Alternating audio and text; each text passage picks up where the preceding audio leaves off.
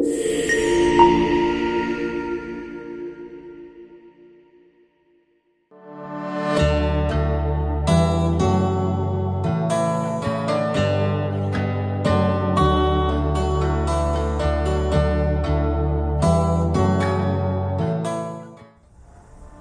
एक निखळ आनंद, संपली परीक्षा संपलं टेन्शन, लागली सुट्टी शाळेला, मजा मौज मस्तीचे आले क्षण, चला जाऊया सहलीला.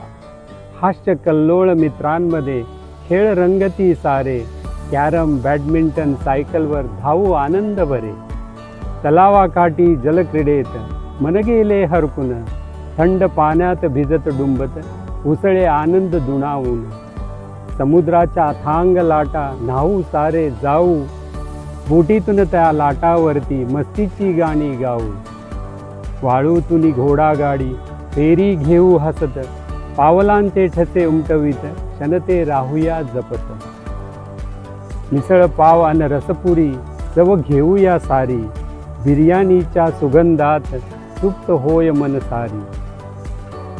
सहल एक निखळ आनंद, मनास देई नवा सुगंध, मैत्रीच्या रेशमी नात्यातली आठवण ही जणू मधुर छंद. मैत्रीच्या रेशमी नात्यातली आठवण ही जणू मधुर छंद.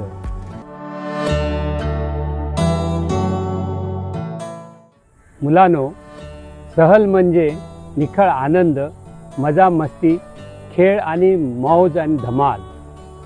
परंतु यातून काही गोष्टी आपल्याला अनायासपणे शिकता येतात. नंबर 1, नियोजन. सहलीला जाण्यापूर्वी सहलीला कुठे जायचं, कधी जायचं, किती लोकांनी जायचं, कसं जायचं, तिथे गेल्यानंतर आपण काय करायचं, जेवणाची व्यवस्था काय असेल, राहण्याची व्यवस्था काय असेल आणि त्यानंतर आपण तिथे काय पाहणार आहोत, त्या सर्व गोष्टींचं आपण नियोजन करतो. म्हणजेच काय तर नियोजन करण्याचा हा गुण आपसूक आपल्यामध्ये विकसित व्हायला लागतो. नंबर 2, सहलीला जाण्यापूर्वी आपण पूर्वतयारी करतो.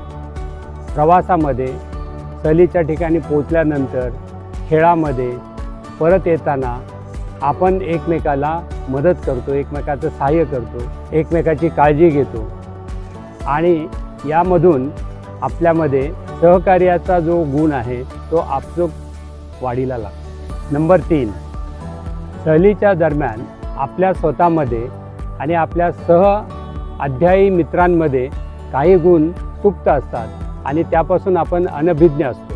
परंतु या सहलीच्या दरम्यान ते गुण प्रकट होतात आणि आपल्याला ते ज्ञात होतात. नंबर 4, आपल्या पाठ्यपुस्तकामध्ये आपण व्यक्तिचित्र, निसर्गचित्र यांचे वर्णन केवळ वाचलेले असते. परंतु सहलीच्या दरम्यान आपल्याला सकाळच्या सूर्याची प्रभा, मावळत्या सूर्याची लाली, निसर्गाचे रंग, समुद्राच्या लाटांची गाज, निरनिराळ्या पक्ष्यांचे आवाज, निरनिराळी झाडी, त्या ठिकाणची स्थळं, माणसांची बोली, निरनिराळे खाद्यपदार्थांचे त्यांचे प्रकार, अशा अनेक अनुभूती प्रत्यक्ष घेता येतात. तसेच इतिहास, भूगोल या विषयांमध्ये आपण अनेक स्थळांबद्दल, तिथल्या व्यक्तिमत्वांबद्दल माहिती वाचलेली असते.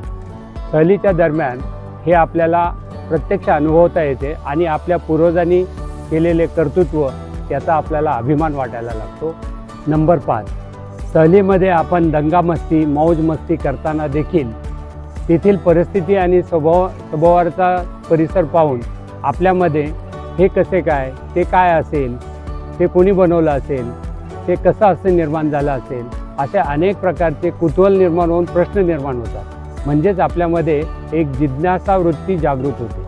नंबर 6, सहलीमुळे वैयक्तिक ताणतणाव दूर होतो आणि आपण फ्रेश होऊन आपल्या नवीन कामाला अगदी जोमाने पुन्हा सज्ज होतो. तर अशी ही सहल केवळ दंगामस्ती, मौज मजा नसून ती व्यक्तिमत्व विकासाची एक सुवर्ण संधी देखील असते.